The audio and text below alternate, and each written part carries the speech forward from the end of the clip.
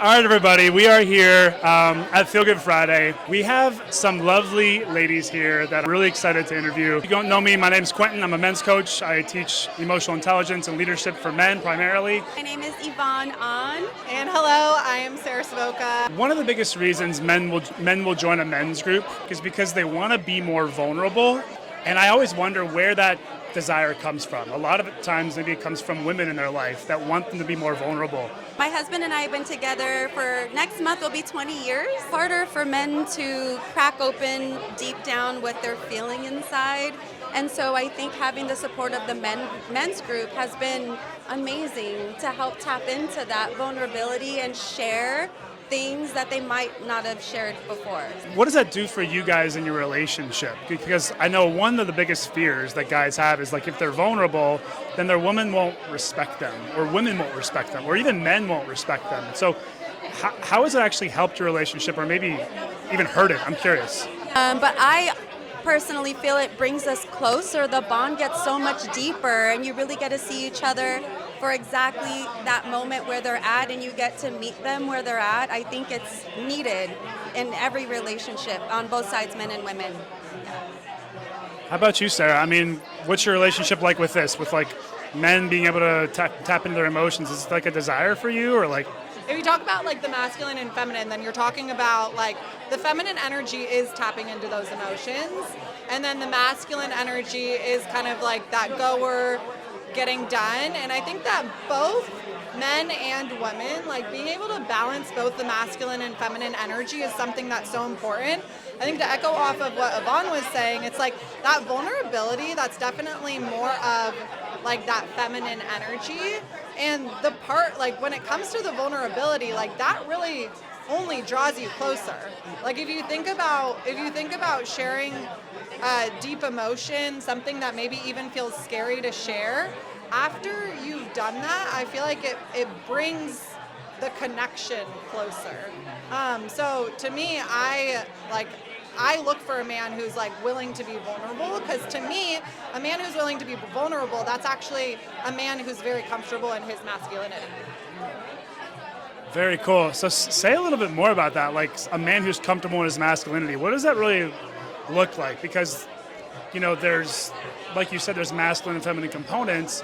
What about the masculine side of that? Like, what do you want a man to demonstrate from maybe the non-emotional side? I'm curious. Like, what makes you feel safe, or makes you feel more confident in the relationship or his direction that he can do as a man to show up in that masculine way? When I think of like the masculine side and like the part of the masculine that I find really attractive, I think of like that protector energy, right? And I almost think of that as like something that's happening like in public, like, or when you're out and about, right? Like feeling that safety, feeling that protection, versus like the vulnerability, that's not necessarily something that's happening when you're at a party or in a group of people or at an event. It's more so the thing that's happening behind closed doors, like right when you're building the relationship. And I'm definitely not an expert in this. This is just my opinion and like what I've like experienced. And so when I say that a man who is, how did I say it? Something in their masculinity. When I say like there's a man who is confident in their masculinity and they're able to share their emotions, I think that they realize that that's not necessarily a weakness. Like they realize that being able to open up, like that brings you to grow a deeper relationship. What I think you're saying there is like there's a time and a place for different parts of yourself, maybe as a man, like For sure. public setting, one-on-one setting, group setting. You know, there's maybe a dangerous moment or a protective moment where you need to have that, you need to feel safety, but there's times where maybe a guy can let his guard down and he can kind of be different, you know, with people in his life. Agreed, yeah. I think also tender moments can be very masculine too. I know for myself, when I'm on my cycle, June is so sweet in that, you know, during that time, and to me that's so masculine, when to come and cater to, or can I rub your feet, or can I get you a heating pad. That tenderness is, to me, is very masculine, and it's so needed too. Yeah. Very cool. I think a lot of guys are like afraid to go to the convenience store to get Tampax, or tampons. Like, I don't know. Like, I mean, I think that's a really strong sign of masculinity. You see a guy in the grocery store and they're like, oh, wondering what feminine product to get. It's like, oh my God, that is the ultimate masculine, like confident showing up. Like that's, to me, is just amazing. It's needed. Needed. Yeah, so kind of along the same lines, what are like some kind of hallmarks, maybe the top 3 things that like, I don't know, like attract you to a man that's masculine, like that really is attractive, something I want to see, or something that says like, ooh, I want him to approach me, What are some of those things that he would do? Well, for me, it was June dancing. I love a guy on the dance floor who's just bopping around, doing his own thing. That is like confidence. It's fun. That I love that. Yeah, that's what got me. So dance, like being able to like be comfortable with your almost like feminine kind of creative side, but also be like strong enough to just do it, Yes. I would say the big thing for me is like a man who makes me feel safe. Like I feel like that's like the biggest thing. And then I think also a man who recognizes that like feminine, or like women who are tapped into their feminine energy and their emotions, like knowing that that's like a strength and they're almost like willing to learn. Like there's a side where the masculine isn't necessarily always leading, but they're able to recognize what their strengths are within their masculine, and then also where they get to learn from the woman from a feminine standpoint as well. And it does help too that my husband is a black belt in jiu-jitsu, so that is like, oh yes. I love that too. It does it for me too. So yeah, that's a bonus for sure. It's attractive to have these like physical components, like to be dangerous and be able to handle a room. Like June could take anybody in this room, including me. And I'm like 50 pounds heavier than him, but like he could definitely take me down easily. And there's something really, yeah, you can say it. Like what is that? It just exudes like man and it exudes protection and yeah, safety, like you said. Yeah. And hotness. Hotness, yeah.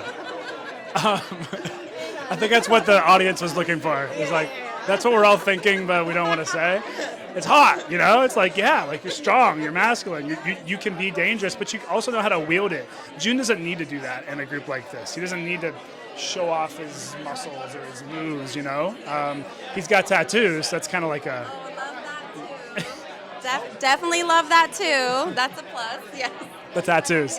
All right, I know I'm kind of like asking you guys a lot of questions, and I don't want to take all your time, but like from a cultural standpoint, like this might be a controversial question, but like, what do you feel like the world needs most from men today? I feel like where my mind first goes, like vulnerability in the right places. Vulnerability to go out and like introduce yourself to that girl, or like vulnerability to ask her on a date or ask for the number or something like that, where it's like courage just to, yeah, put yourself out there. And then I think from the women's standpoint, like they need to be more accepting of that courage. Like I feel like there's women out there who are like, they're excited if a man approaches them if they're interested, but if they're not interested, they're like, oh, what the heck? And it's like, no, we can't do that, because then that's taking away from women or from men wanting to approach, and that's where the fear kind of steps in. But I think from the courage standpoint, like, yeah, have the courage, put yourself out there, and if it's the right person, then it's the right person, and if it's not, then it's not. I love that. So we need men to be more courageous and brave and just put ourselves out there. We're saying vulnerable because it feels vulnerable to do that. You're right. And then women to be accepting of it as well, right? Like it can't just be a one-sided thing. It has to be both men and women meeting each other with it. Or if it's, yeah.